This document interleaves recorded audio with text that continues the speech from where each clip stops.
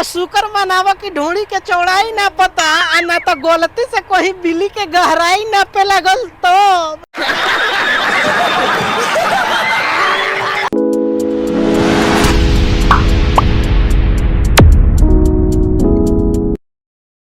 का हाल में भाई लोग, हम आशा करतानी कि रउआ लोग ठीके हो खब।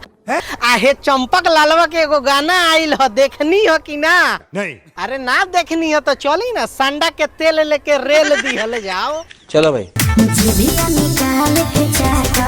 हाँ तो कलाड़वा निकाल के चाटो। हमको नहीं पता। अब एमे कहे वाली कौन बात बा कि जिभिया निकाल के चाटता।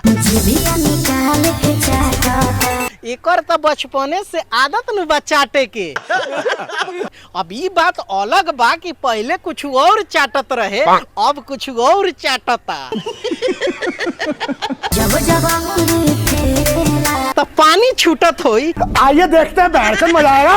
एकर बहिन चोदी सब ढके वाला चीज के देखावत या सोन। सही पकड़े हैं। आ लइका सोन से कहेले से कि कंट्रोल कर। अब ऐसन तगाड़ के देख के कंट्रोल कैसे होई? बात तो सही है। कंट्रोल।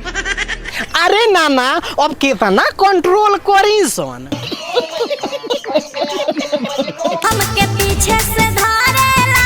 हम कहनी है ना कि एकर बचपने से बैक गियर के आदत बा। यही से पहले जवन एकर पीछे धक्का धक वाला जवन बिजनेस रहे वो बंद कर दिले बा। काहे से कि स्टार सिंगर जे हो गइल बा। मार चोक दिए भैया जी हम तो। ढूढ़ी के चौड़ाई ना पता। Once more। ढूढ़ी के चौड़ाई ना पता। अब तोहर इतना बढ़िया चौड़ाई बा तो के छोड़ी? एहे रहा नहीं जाता, तड़प ही ऐसी है ना। आ चौड़ाई जब इतना बढ़िया बा तो गहराई कितना बढ़िया हुई। आ एकरा से अगर फुर्सत मिल जाई तो तनी हमनियों के गहरैया नपवा ले तू। ना ना, अब तोहार मन होखे तब। हाँ ये कर लो पहले। तोहनी लोग के का लागत तो भाई लोग गहराई नापे के बाकी ना? अरे बाप रे, ये तो धोती खोल रहा है।